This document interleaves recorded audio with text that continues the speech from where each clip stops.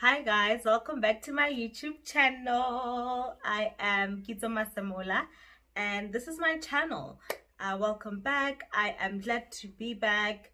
I took a little break because I wasn't feeling like I'm being led to post anything specific, so I didn't want to post just for the sake of posting, so yeah. And I could have posted on Tuesday, like last week, because God led me to post or make this video, and I was like, like, I'm not ready. I'm not ready. But when God speaks, I think you should listen, you should obey. And I was just gathering the courage to make this video and speak about this. So this is actually my second take, and it's not that bad. It's not as bad as I thought it would be. I feel peace about this whole thing, and I just think that is testament to how God has been working, and how if you just take everything to Him, that He will keep on, working in you and healing all of those things and working on those wounds, and then you get to a place where, like, you thought something you would like never be able to talk about because of maybe shame or like embarrassment, whatever it is, like you can speak and testify in His name. So this is a video where I'm going to speak and testify in God's name and talk about my journey with celibacy, my journey from being sexually immoral, fornicating, and being here now where I have given, my life, my body to Christ and decided to be celibate. So let's get into it. I'm going to start with 1 Corinthians chapter 6 verse 18. And it says, "Flee from sexual immorality. All other sins a person commits are outside the body. But whoever sins sexually sins against their own body." This verse is speaking about sexual immorality. And sexual immorality can be fornication, which is voluntary sexual intercourse between people who are not married, right? It can be lust, because Jesus Himself said, if you just look at someone and you lust, lust is a desire that God has forbidden, right? That is a sin, so it is pornography, masturbation, oral sex, and these are parameters actually around sex, because sex is God's creation and His idea. It is a gift for two people to enjoy, but within the context and the covenant of marriage, so it is a good thing. It is not dirty, it is not wrong. Sex in it of itself, right, is a beautiful thing, and God wants us to enjoy this, but only in marriage, right? It is only a sin outside of marriage, and He puts these parameters to protect us. It is for our good, right? And I can testify to this. This is really for us, because sex is such a spiritual encounter. I think these days society has polluted just the whole concept and idea of sex, and it has made it very casual and just physical. It is physical, but it's not just physical. It is mainly a spiritual bonding agent, and so we ought to not misuse it and just abuse this beautiful gift that God has given us. And He also puts parameters around it, even in sex, because this is an act that glorifies God, right? So pornography is still a sin inside of marriage, right? Masturbation can be a sin. It depends. It's all about lust, So I'm not gonna get in like deep into that. Maybe that's another video. But yeah, it goes to show that God really, really values, and it's precious to him, right? And so I think the first reason that you should be having sex is to glorify God, right? The thing is, outside of marriage, you can't say that because God is against that, right? And so why would we do anything where God is not the motivation? God is not in the center. God is not the first and most important reason, right? Because outside of sex, you can't use him as a reason. So why participate in that, right?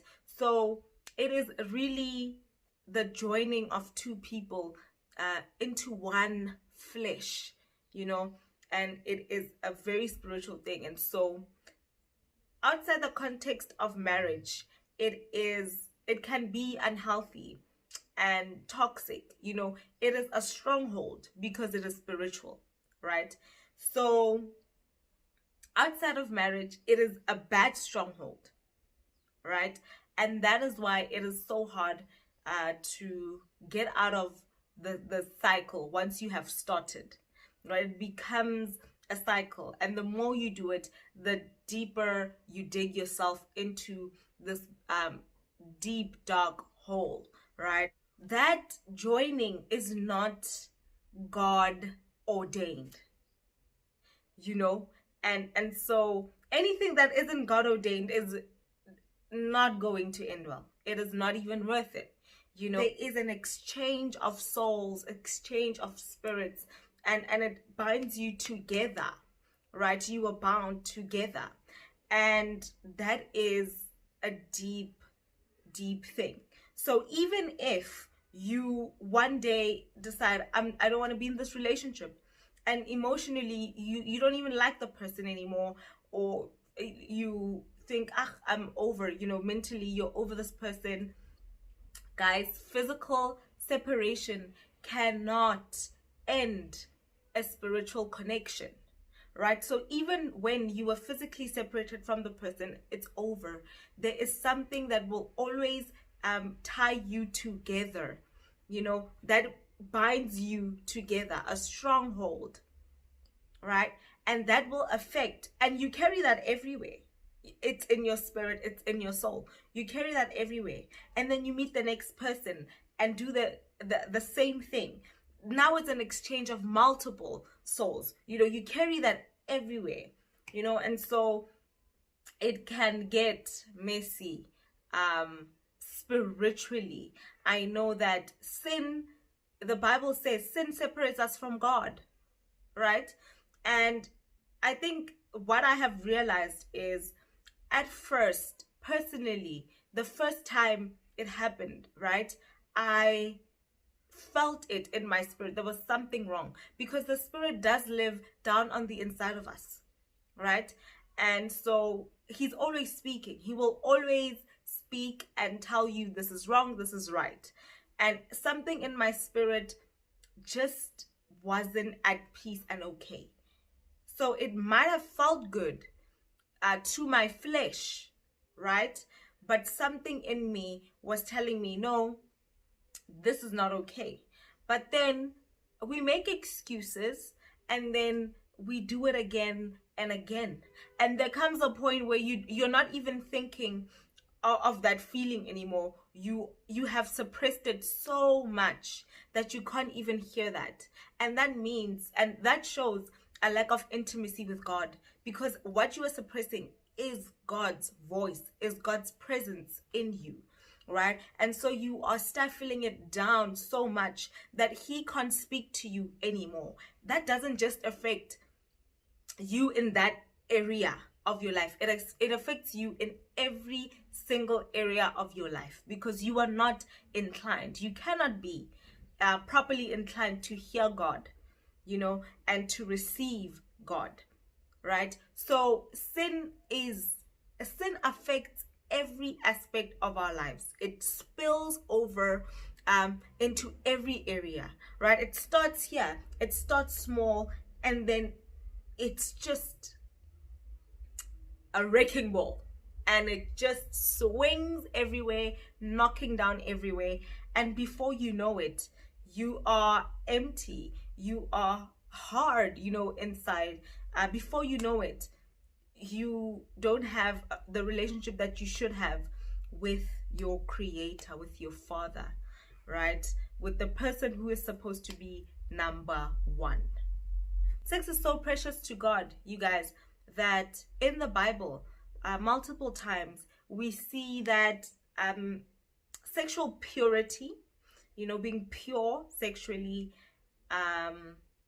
being sexually moral, and sexual faithfulness between spouses is used as an image to describe our relationship, our individual relationships with God, right? And you see this in Songs of Solomon. It is described beautifully. Ezekiel 16 and Hosea,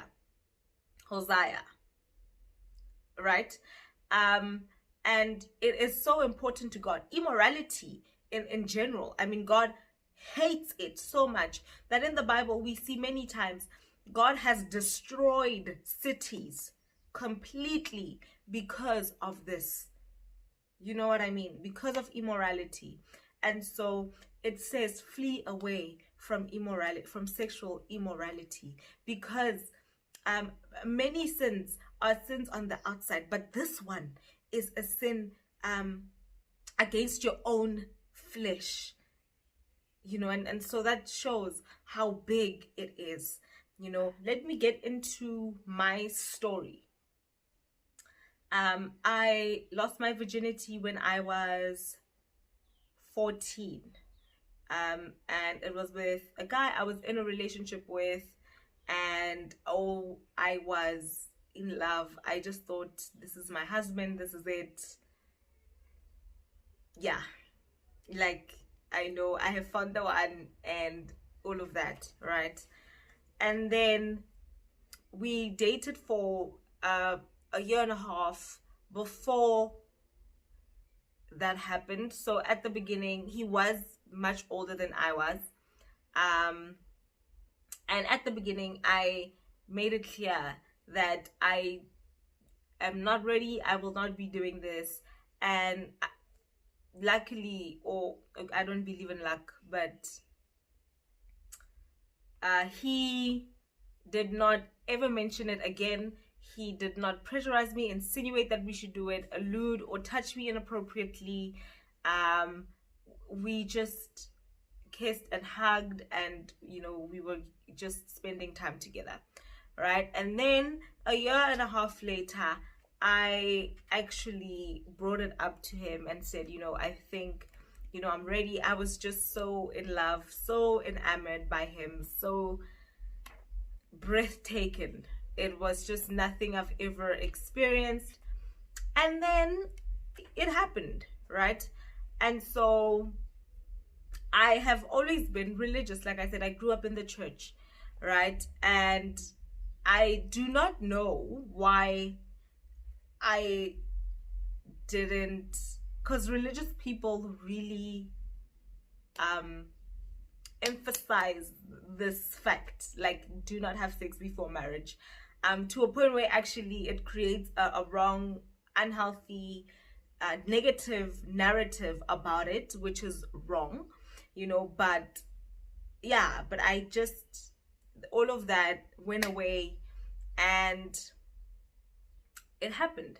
So I think it started off, and that's what sin does. It started off as, to me, in my mind, a good thing, something valuable, something that has to be treasured and enjoyed by people who love each other, right? And that is why at the beginning I was like, this is not happening, don't even mention it, it's not, we don't know what this is, where this is going. Sorry, And then after I felt like, yo, I know this is the one. It's still wrong, by the way. Even if you are in a loving relationship and you've been together for a while, it's still the same thing. Same sin as someone who's casually having sex. You know what I mean?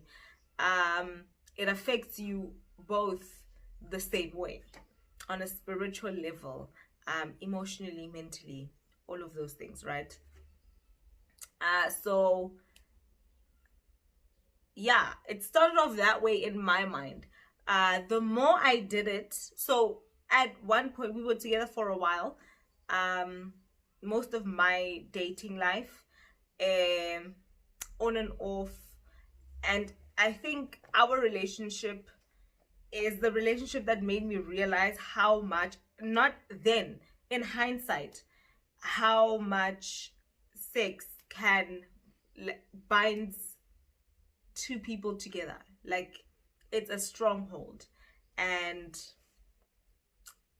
yeah, because the things that happened in that relationship, just the dynamic of that relationship, we kept on going back to each other for some reason, and it was just, I don't know how to describe it really, but emotionally and mentally, I felt like I could not let go of this person. Like, it affected my life, it affected my other relationships, his other relationships, just everything, right? But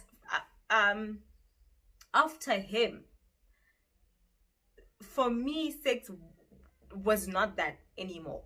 It was just something to enjoy with someone that you maybe even a little bit like you're just interested in, so it wasn't that anymore. And that is what sin does. Like, the more you do it, the more you get used to it, the deeper you get, and it's just something that happens, that you just do. So sin became my lifestyle. So my whole high school life, that was me, that was my life with, other people. I'm not gonna say how many, yeah, just other people, right? And it was just toxic. Like I said in my first video, I found God late 2018, maybe beginning of 2019, and I decided I want a relationship with God. I was not satisfied anymore with just hearing God's voice on Sundays. I wanted more. Sorry, right? And so 2019, early February, this guy and I started dating, right? And we had sexual encounters actually after our first date, and we got together. It lasted 2 months, and we broke up. And so when we broke up, right,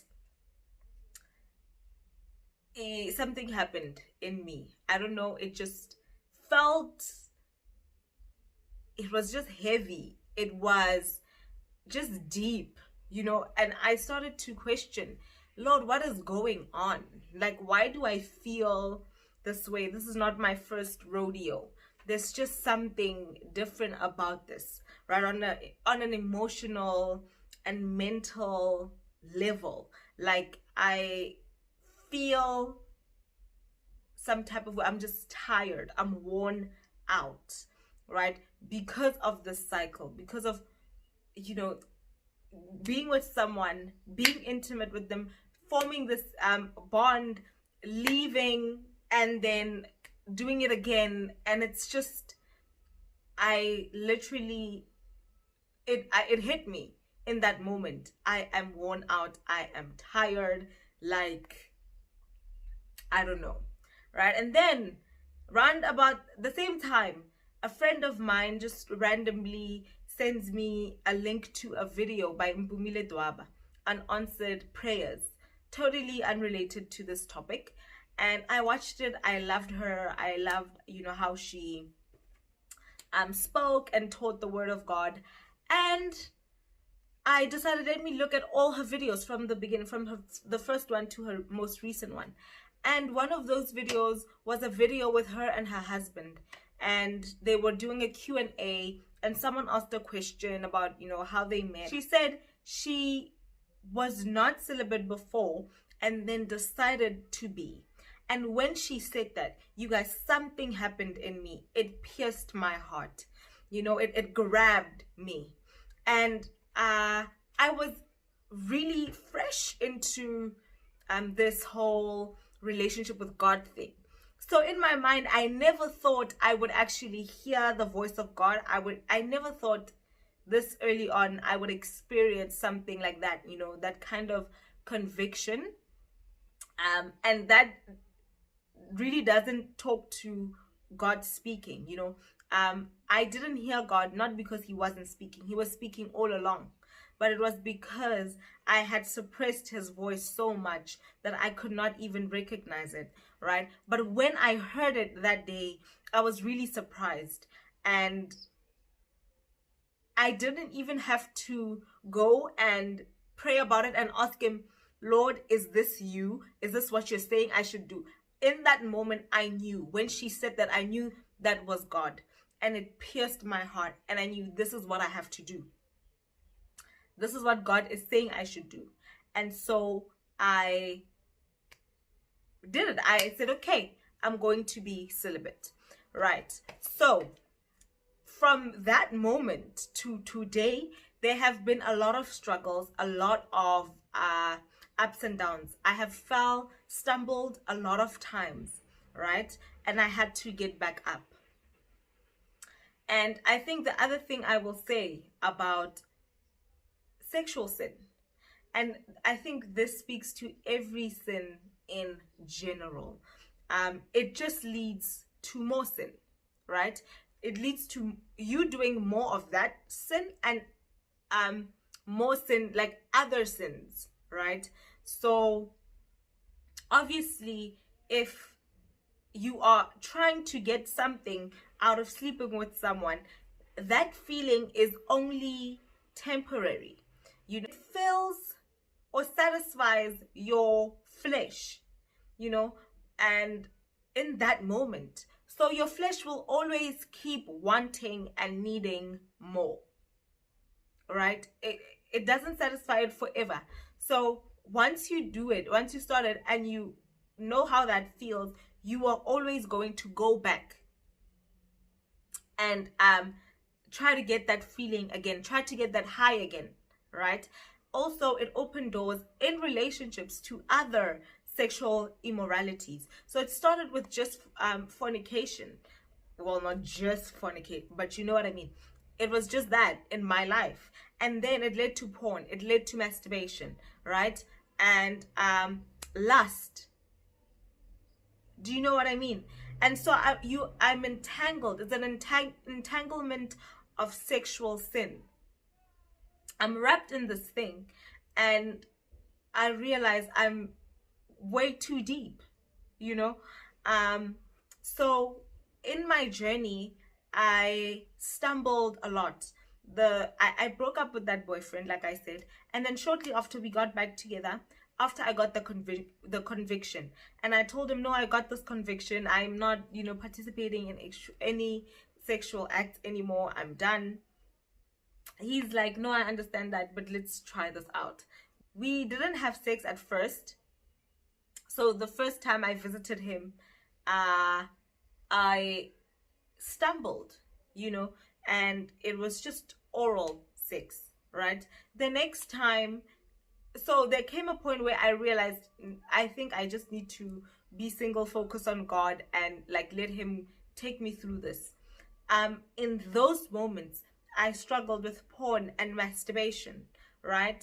And mind you, those things started within relationships, so it's something that started within relationships with someone else, And but once you start, it will never, it spills over, and it just goes out of control because you have opened that door, right? You have opened the gate, and so everything keeps comes flooding in, right? And the enemy will also use that, right, to keep you in this entanglement.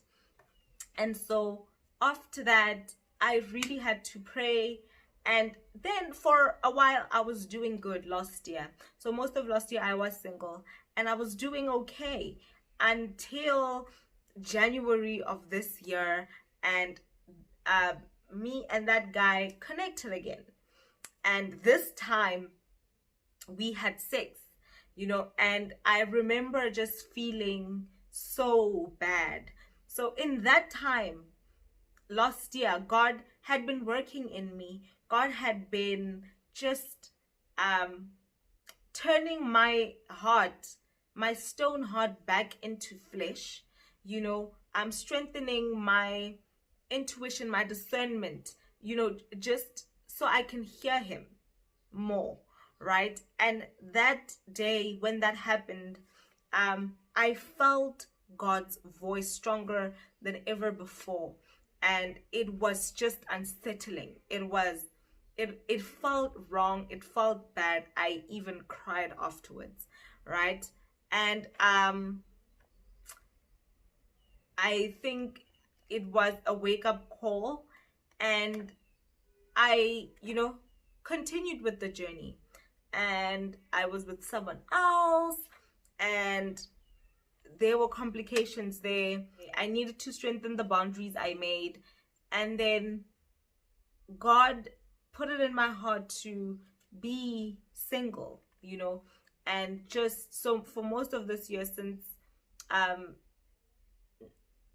still early on in the lockdown, I've been single and just spending time with God and him working in me and all of that, right?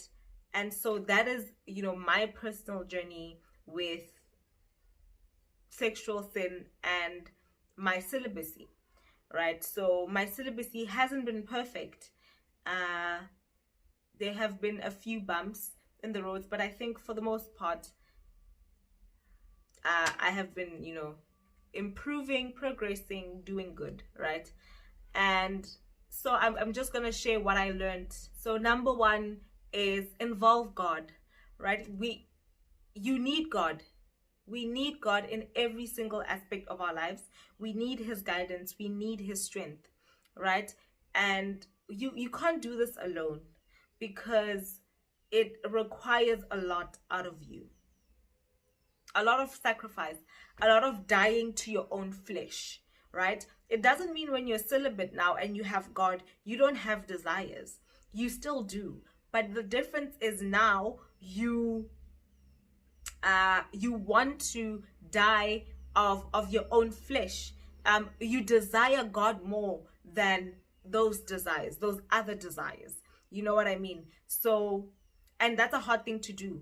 So God needs to be close. You need to keep God close, so he can keep renewing your strength. He can keep sanctifying and purifying you, refining you, and I think what I've noticed and learned the most is that in those times where I have stumbled, there was a disconnection between God and I, because I wasn't putting in as much effort anymore. I wasn't in my prayer closet praying fervently. I wasn't in my Bible meditating on the word, just feeding my soul and my spirit with his word. You know what I mean? So I wasn't leaning in all that well, and that is when I was the most vulnerable. That is when I was the most exposed, right? And the enemy will use that opportunity. He will slip in. He will get in that door, even if it's just open a little bit. You know what I mean? And so the most important thing is involve God in every single thing. When you have that desire, in that moment, pray, run to the Lord, right? He is there. He doesn't, and the second thing is Don't be deceived by the enemy, by the lies and the schemes of the enemy. God doesn't see you differently. He doesn't see you as dirty because you have these desires. Guys, we were made by him. He knows all of these things already, and so the enemy will try to convince you, no, don't go to God because this is, an unholy thing. You are impure. You can't go to God and tell him about this desire, right? And that is like the furthest from the truth, you guys. Having that desire is natural. Feeding into it is, the sin, right? So having that desire, you are human. So go to him. He understands. He will help you. The enemy will try to tell you, if you stumble in your journey, don't get up. God has given up on you. Like, we're over you. You've been trying to do this. It's not working, and he will try to keep you down. But do not be deceived, right? The enemy will try to tell you that you are unclean to a point of no repair. You can't, nothing can fix this. This is an unforgivable sin. Once you have had sex, it is done. You have these ties forever. There's nothing that can be done. Let me tell you, there's nothing physical that you can do to separate yourself from those ties, but we know someone who can. God can end those ties. He can break that stronghold that is holding you to this sexual sin, the stronghold that the enemy has over you. He's the one that can achieve it. So run to him. The devil will try to get you to run away from God because of shame. And shame also does this. When you feel shameful, you can't even go to God. You try to hide from God. The thing is, we can't. You try to hide from God, and that creates a barrier between you and him, right? So don't be deceived by the lies, right? Just because you have had sex in your life does not mean you can't be born again. You can't be made pure. You can't be saved. You can't be forgiven. You can, right? God is always waiting for you, arms open, ready to receive you. Just because you were lost, guys, God will find you, right? He leaves the 99 behind to find the one. So he's always chasing after you, right? And he chased after me, and he found me, and he carried me. You know what I mean? No judgments, nothing. No, so repent, and he will forgive you. And when he does, he forgets everything. The Bible says he forgets everything, right? He doesn't think about the past and what you did. You are now to him a new creation. All right? So live that way. All right? Live knowing that you are a new creation. You are not your past. You are not your mistakes. In the song, It Is So or So Will I by Hillsong, it says, even my worst mistakes are miracles in the making. The moment you step into God's presence and you receive him, it is done. You were saved. You know what I mean?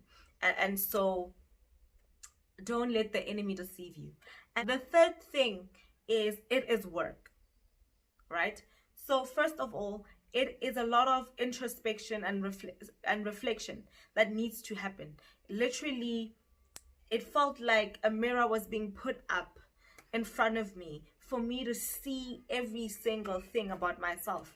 And what I discovered, you guys, is that this was just not sexual sin. It's never just on the surface, right? This is most of the time just a symptom, right? And there's a root cause underneath.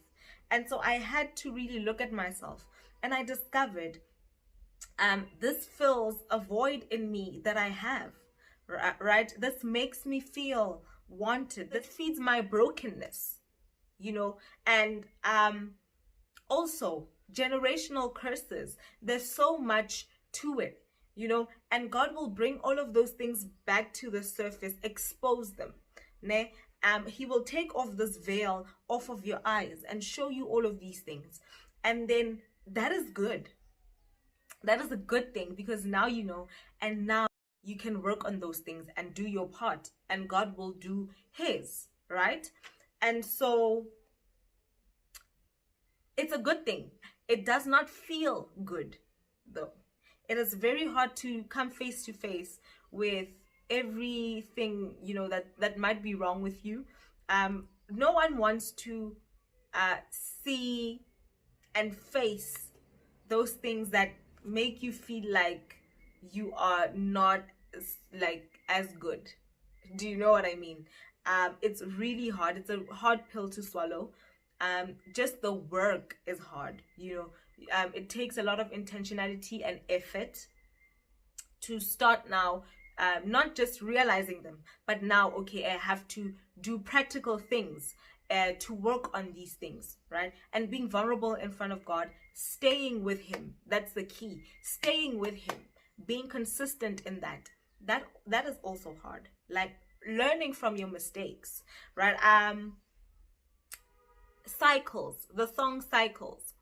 I love worship music, you guys. I love worshiping, and this is an important thing, because God ministers.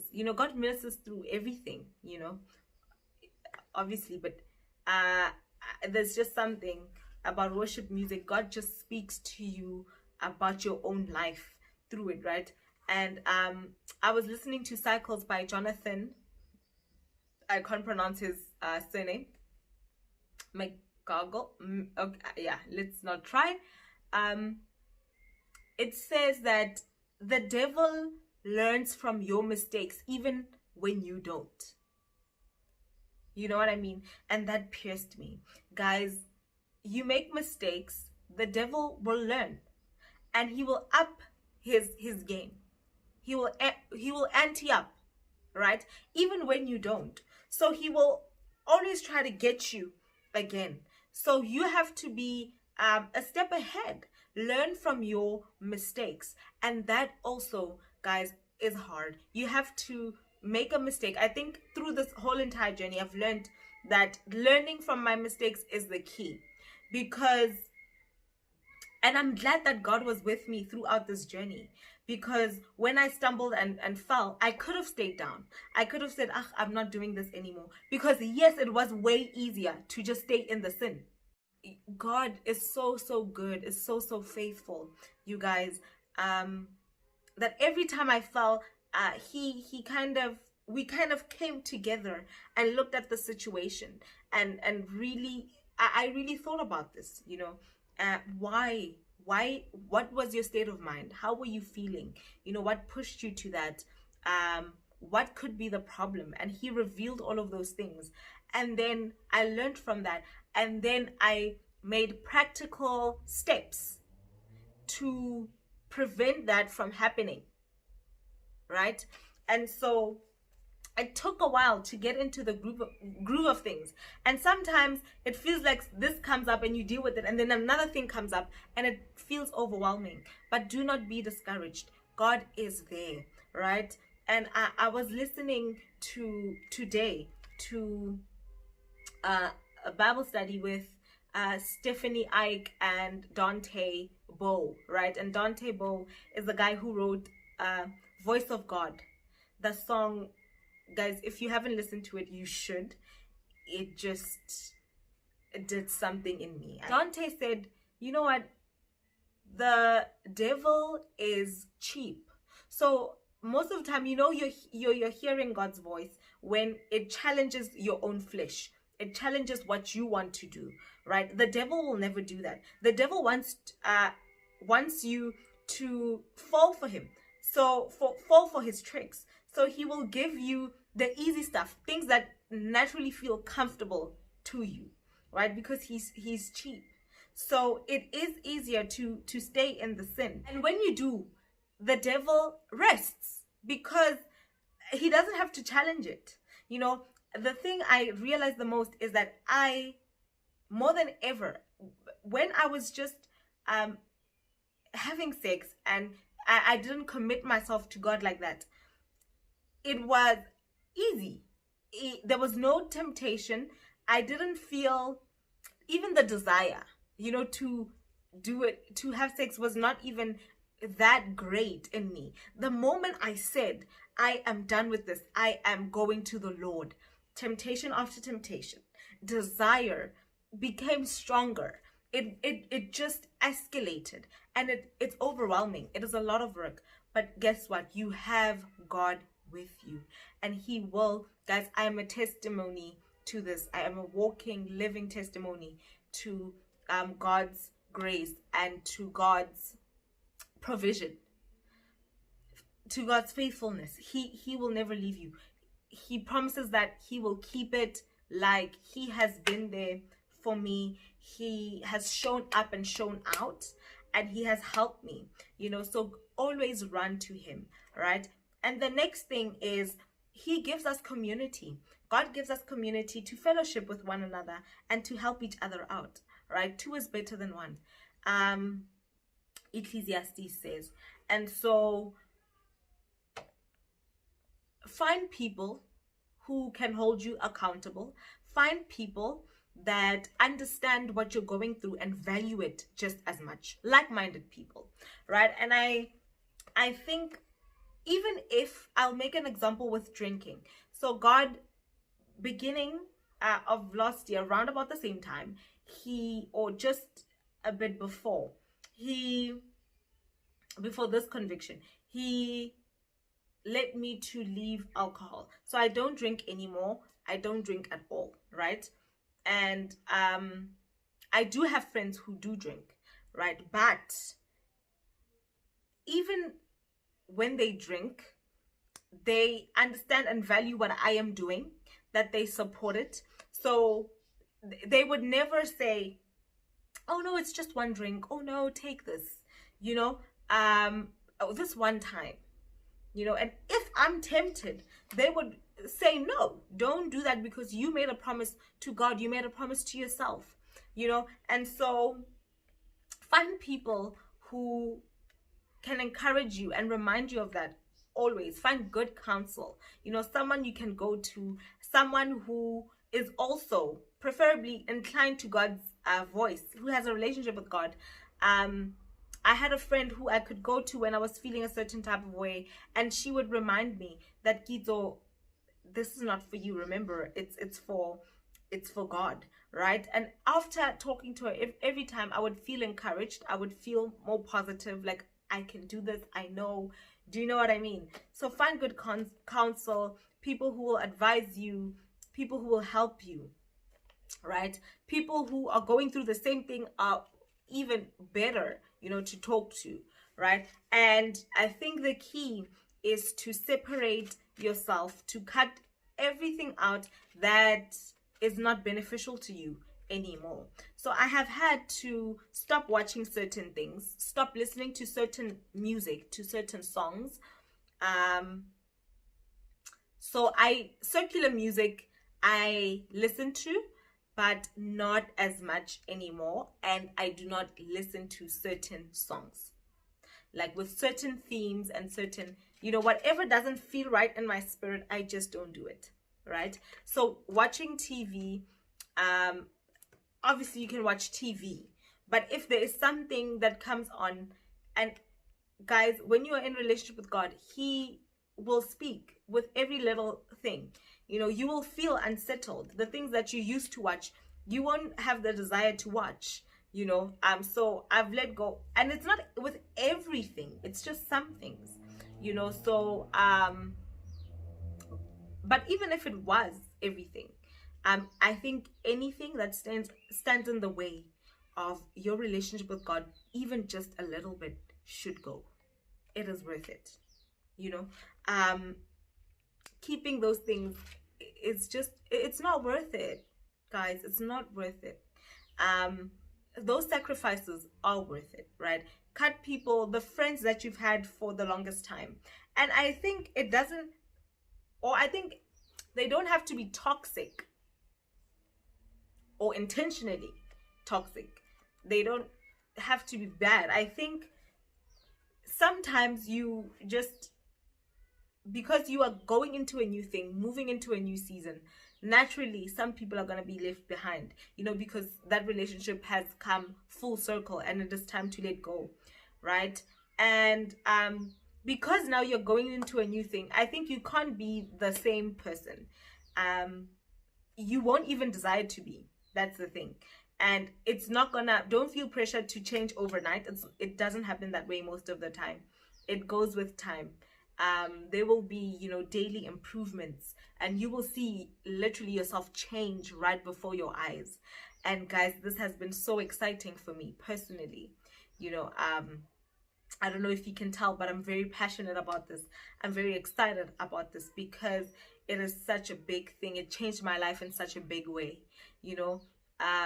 but I was saying that some people you have to leave behind because they are connected to your old self, the old you, and they might remind you of the old you.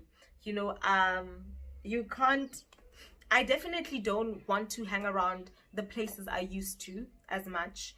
And like with drinking, I'm not saying I will never go to, I have gone to places where people drink and I don't, for the vibe, right? But I do not do it as often as I used to. I don't even want to anymore. With this, I do not want to have conversations that ignite that desire in me, ignite lust, conversations that normalize sex before marriage, and normalize this thing, right? Because it isn't God's intent, and so I don't want to engage with certain things, and so I don't, right? So in order to do that, you need to cut off certain people. You need to be aware of the influence that you have. You want influence around you that complements God's voice, not competes with it, right? Because then you will be forever confused, forever torn. And God is not a God of confusion. He's a God of clarity. So he really lays everything very clearly for you, and for you to follow, right? And anything that competes with that is just there to create confusion and disturbance, distraction, right? And it is the enemy of progress, right? And so flee from all of those things. And the next thing is set boundaries, set clear boundaries, and this is not just in your romantic relationships. So in your romantic relationships, I personally have found in the beginning of the journey, it was more beneficial for me to be single, right? But if you're not, and if, you're gonna get someone someday, so you have to set clear boundaries. I have watched a lot of videos where people talk about this and how to approach it, a lot of sermons. So fill yourself with good stuff, things that feed your spirit, feed your soul, your mind, right? And so I've watched a lot of videos, and I think the most common thing that I heard is, first of all, and I've learned this the hard way, personally, try not to be in a private place together alone with your person. So if it is in a place, in a house, where something like that can happen, be with a group of people who will hold you accountable, right? Try to avoid that, and go out in public places. It's still fun. It's worth it. And then, second of all, do not touch inappropriately. You know yourself. So if someone touches you this way or does that, it will probably lead somewhere, right? So don't make those boundaries. Hug. The way you hug each other. If a hug does not evoke that, in you, fine. But for someone, it's different, right? For someone that it does, then rather hug your boyfriend from the side, the church hug. It's worth it, you know. Some people, I've watched a lot of videos where people were like, we don't kiss and we'll kiss in marriage, because kissing for us, you know, it just throws us off, right? And so these things you will learn along the way. I think you will learn what works for you and what doesn't. And I have had to learn the hard way and adjust my boundaries and, you know, recalibrate and go back to the drawing board. But do whatever it is. Go to the extent that you need to go in order to guard and protect whatever it is that God has put down on the inside of you, right? It is important. It is very important. Nothing is worth your relationship with God. Nothing is worth your intimacy with God. Nothing is worth the promise you made to God and yourself, right? So anything that stands in the way has to go. And so set clear boundaries. And this is a conversation that you will have to have with your partner way before, not way before, but before you decide to be in a relationship with each other, right? To avoid certain things. And also dating, it's just, I will advise, the Bible says be evenly yoked, and I see why. And just because someone is Christian does not mean they are on the same path, right? Because I mean, I was one of those Christians, right? Many Christians are, you know, you have sex on a Saturday and preach no sex before marriage on a Sunday, right? And so just because someone says they're Christian, that's not enough. That's not enough. They have to prove and show you. Their fruits have to speak for themselves, right? Their actions have to speak for themselves. They have to prove and show that they are not just Christian, not just that label. They have to show that they are in a relationship with God, that their steps are ordered by God, you know, and that they value purity. Purity is not just about sex, right? So purity in general, sex included. They value purity. Obviously, no one is perfect, but they have a desire to follow God's commandments, listen to his statutes and his precepts, right? They want to do the right thing. They have to be like that. And so, because, I mean, it's very hard, speaking from experience, to be with someone who is doing that, is going to be celibate just for you. It is never enough. It can never keep that up. And if it's only you that values that in the relationship, that is a huge burden to carry alone, where a partnership is involved. What's the point? It's a partnership. You have to help each other. Two is better than one, because when one is about to fall, the other can hold them up, right? So there will be days, because you're human, where you might feel weak. But then when you have someone who values and sees things the same way, then they will say, remember the promise, right? And you will help each other in that. So find someone who, especially dating, right? I would advise friends as well, but dating more especially, truly, you know. And I think the most important thing is ask God. So I pray about it. So I think pray about, if you want or desire marriage in the long run, or whenever, pray about it. Pray about the husband and the wife that you want, you know, and not the, I want tall, I want what, like pray for that person.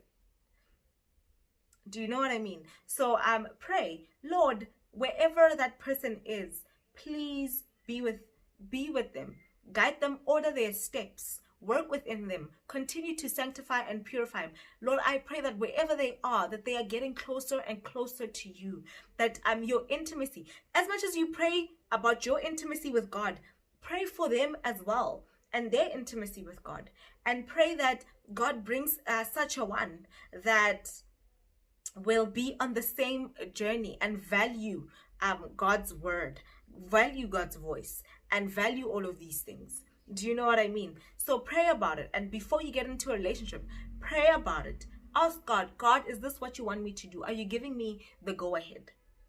Right? And that's the next point, actually.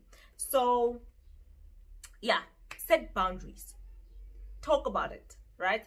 The other thing is set boundaries with your friends, your friends. So maybe you just don't, you can't talk about certain things. And see, that's the thing about having like-minded people, is that you're kind of on the same journey, and right, some things we can't speak about in certain ways, and whatever. I certainly don't speak about sex the way I used to. Back then it was very normal. It was when someone says, me and my boyfriend were intimate, the kind of questions like, oh, how was it? Oh, like just the worldly stuff. And now it's different because I view it different, right? So set boundaries, with physical boundaries, with your friends of the opposite sex. If you have friends of the opposite sex, really, the boundaries have to change. I realized back then I did not have really clear, set, strict boundaries with my guy friends. And most times than not, it led to things that friends do not do. All right? Just friends. All right? I realized that I have only had one in my whole life. He's still my friend. Healthy, guy friend. Healthy relationship with a guy. And when I sat down and looked at the way in which we interact with each other, the way we talk to each other, the things we talk about, the way we touch each other, like when we hug, the way we hug each other, there was a difference, a clear distinction, right? So this guy friend, and he's also respectful, so it has to be from both sides, right? We hug in a certain way. It's either the church hug. If it's like this, it's not tight, grabbing, rubbing, whatever it is, right? There is a certain way to show affection without being downright inappropriate. We have that respect for each other, and we don't cross that boundary. And because also there are no feelings there, so it is actually a friendship. I have had to end some friendships because we have crossed the line before. I have had to end some friendships because one person had feelings for the other, and it's like get a recipe for disaster, especially when it's just one person. So obviously you're not going to be together, right? Because the other person doesn't feel away. But how is that going to affect how that person interacts with you? And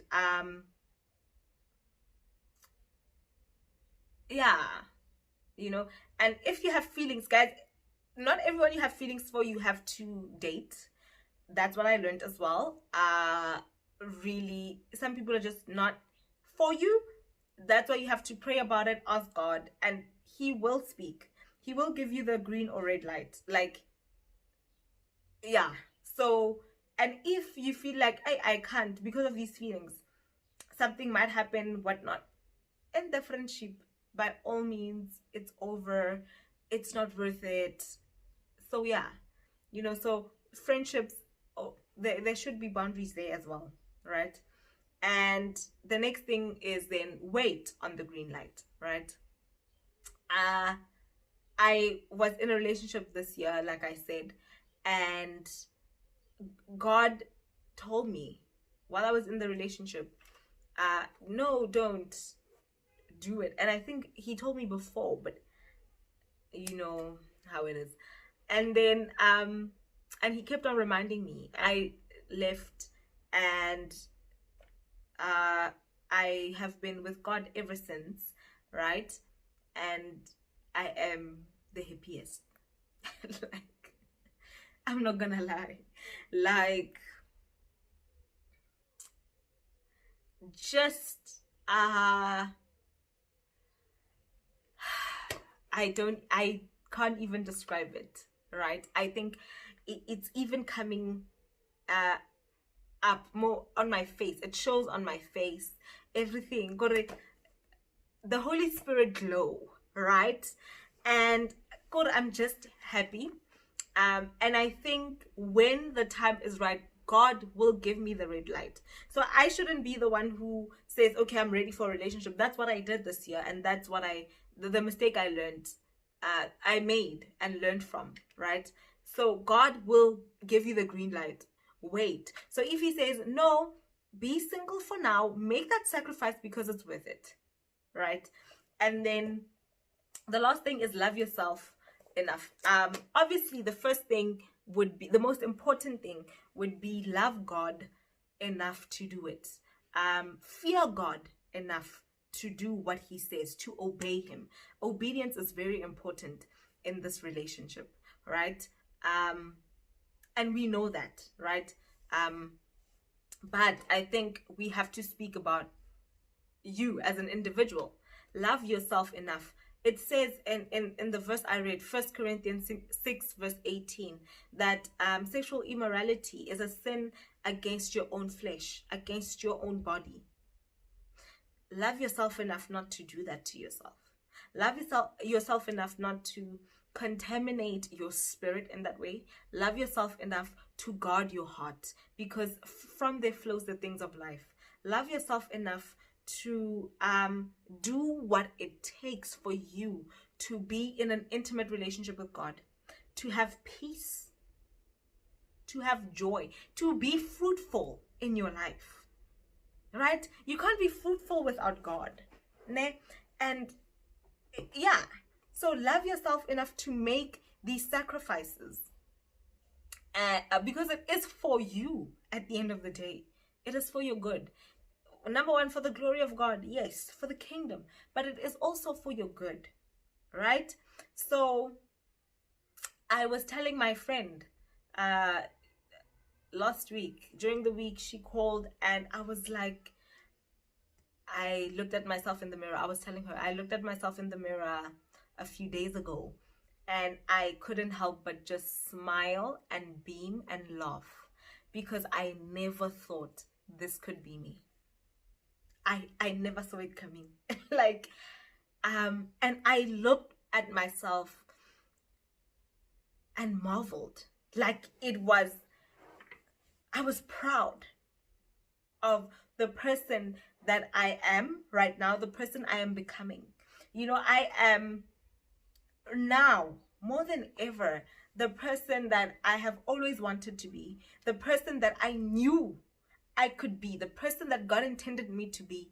But because I was lost, I did not know how to get there, you know. And since I have committed my life to God, he has taken me there. He's taking me there, you know. And I looked at myself, I'm like, I can barely recognize you, right? And not only, it's not physical, it's spiritual, it's emotional, mental. Like the state I was in, you guys, I never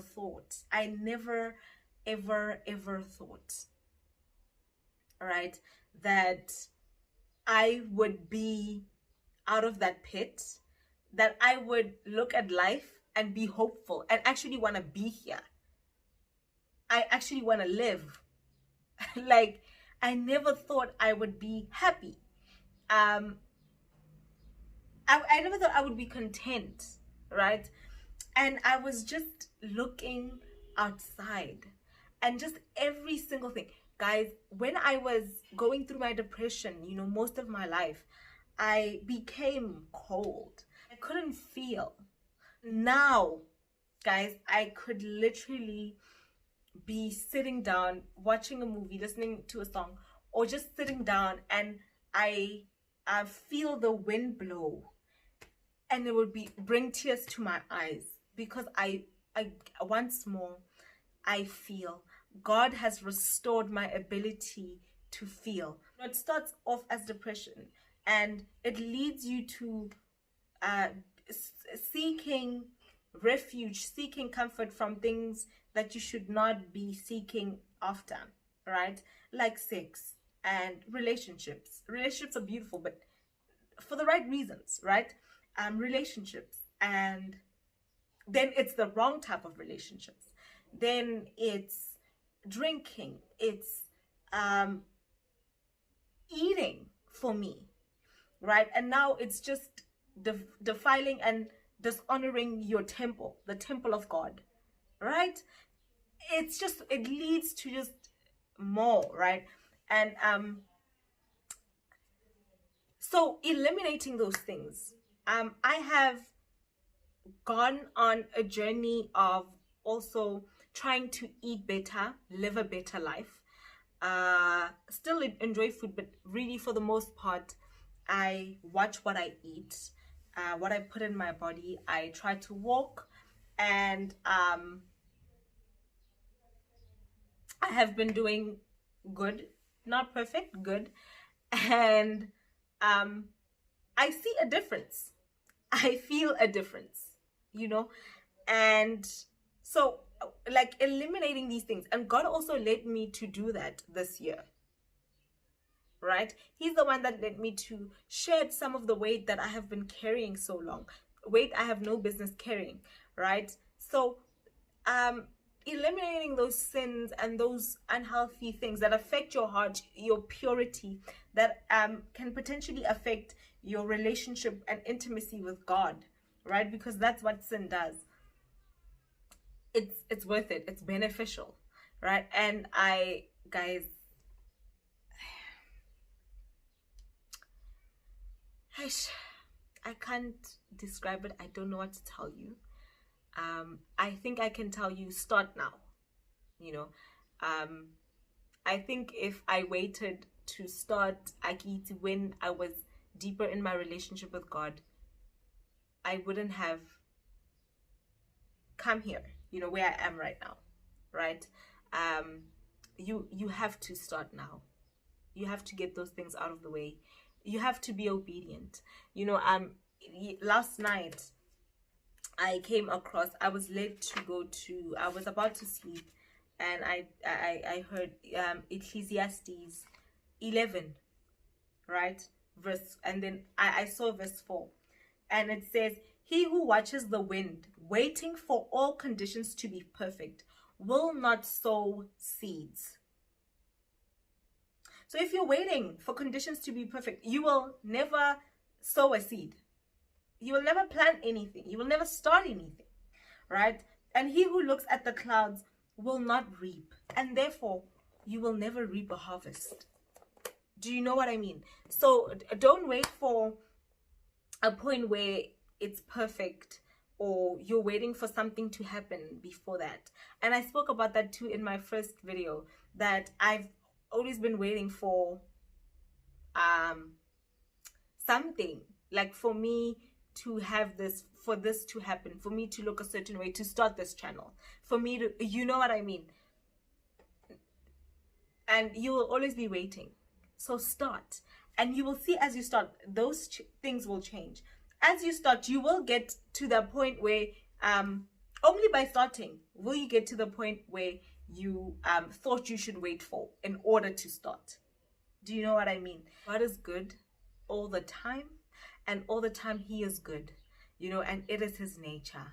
Wow, that's what we do at my church. And I'm just amazed. I am slayed because of his love, because of what he did in my life, that the thing that he's continuing to do. He's not done yet. It's just the beginning, you know. And I think the thing that has been helping me to hold on is the fact that he's been reassuring me and encouraging me, speaking to me and saying, you know, I'm doing a new thing.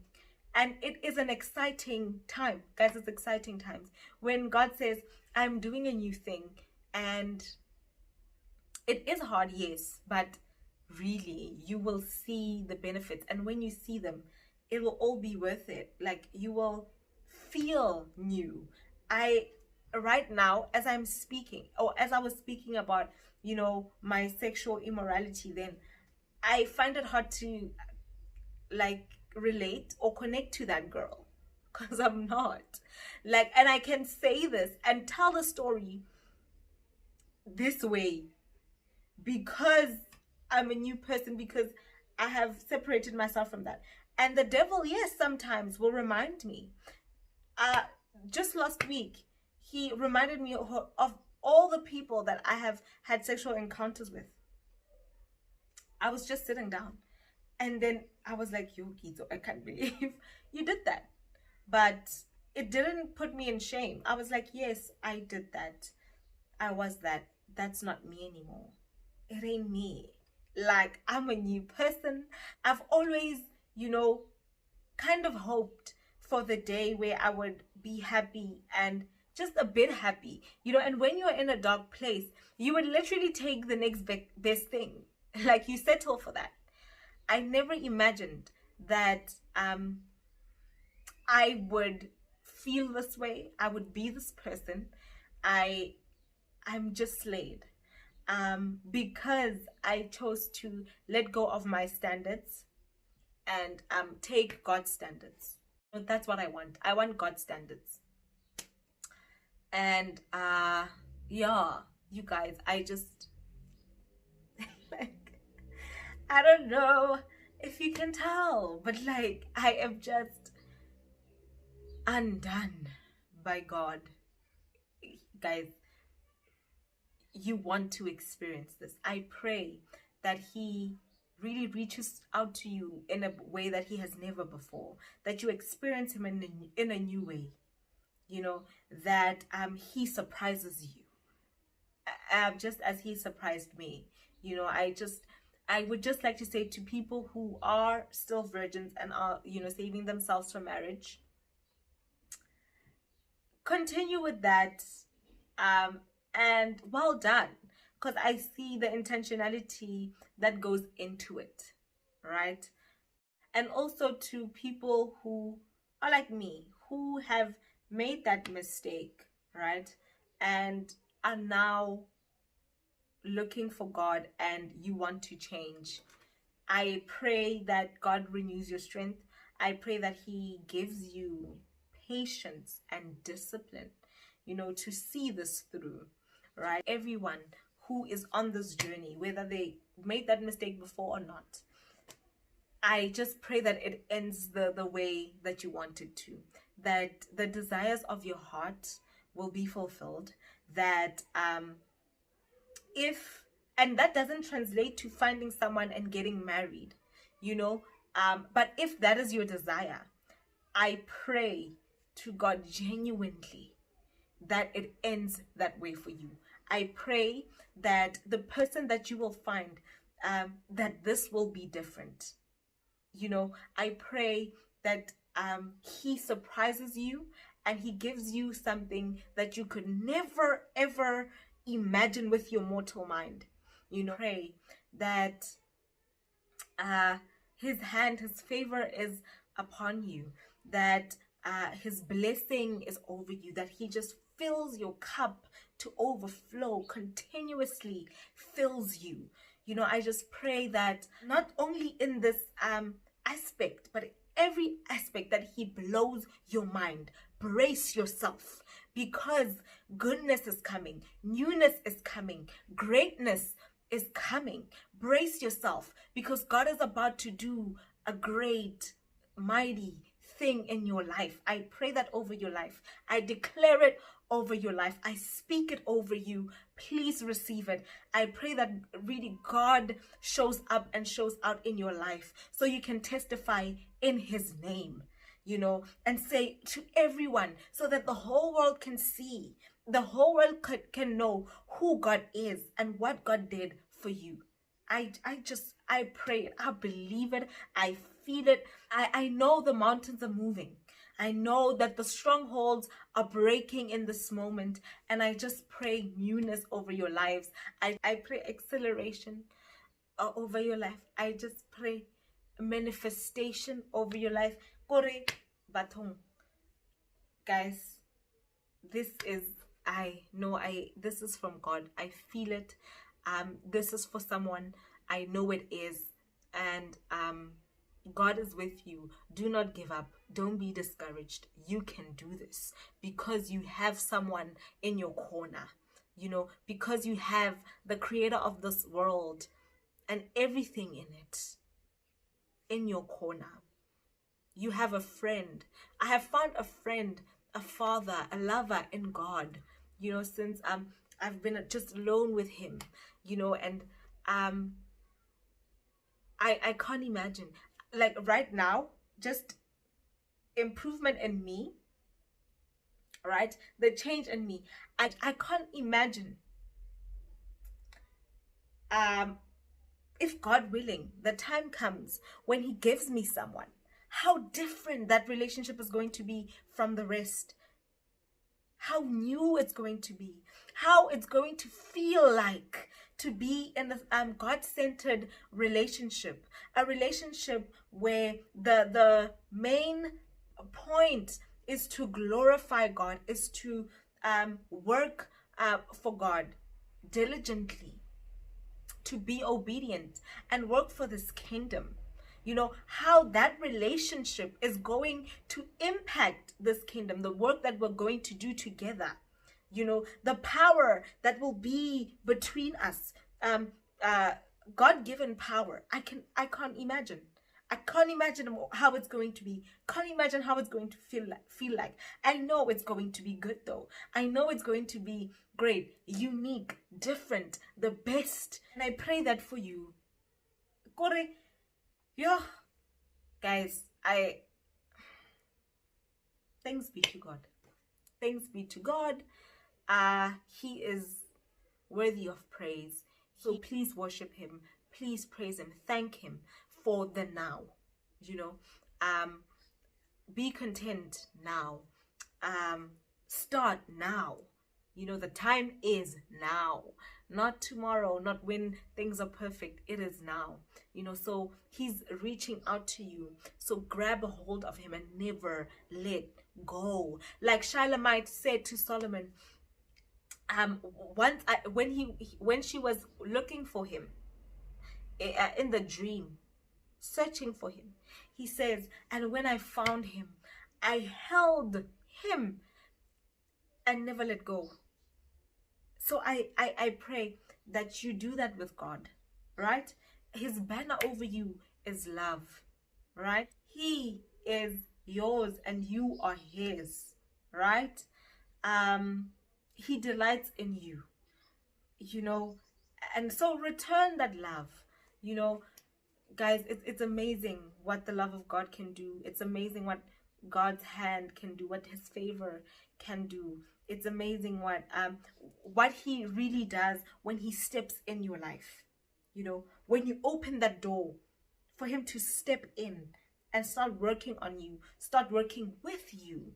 Let us be in close fellowship with Jesus Christ, and work with him, cooperate, right? It requires cooperation, a relationship, right? And so, Batong, it's amazing what can be done. Like you'll never believe. Hey, Kore. God is good. And I pray that you experience his goodness even more than you ever have, I think whatever it is, take it to God, guys, and just allow him to work in your lives. And I pray that this has, kind of given you a different perspective, that it has ministered to you in a very personal way. Go to God and to finally obey everything that he has been telling you to do. It's worth it. It's worth it. It's worth it. I will post on Wednesday, and yeah, I'll see you then. I love you guys so much. The Corinthians type of love, And God bless, truly. And yeah, bye.